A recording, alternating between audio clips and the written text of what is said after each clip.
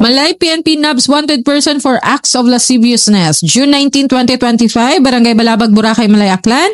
Matagumpay na nahuli ng Malay Municipal Police Station sa pamumuno ni Police Lieutenant Colonel Mar Joseph B. Ravilo, Chief of Police, ang isang wanted sa isinagawang manhunt operation sa Zone 4, Barangay Balabag, Boracay Island. Dahil sa paglabag sa Article 336 or Acts of Lasciviousness ng Revised Penal Code RPC.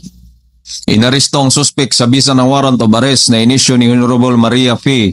Macabalis Taal, Assisting Judge ng RTC Branch 3, Kalibo, Aklan na may pitsang Hunyo 3 2025 na may inirekomendang piyansa ng 36,000 pesos. Ang naarestong individual ay nasa ilalim na ngayon ng pansamantalang kustodiya ng Malay MPS para sa brooking procedure at ibibigay sa korte kung saan nakabinbin ang kaso. Police Lieutenant Colonel Ravilo emphasized, to quote, "The Malay PNP remains steadfast in its commitment to bring all fugitives to justice. No matter how long they hide, we will continue to pursue them relentlessly to ensure the rule of law is upheld," unquote.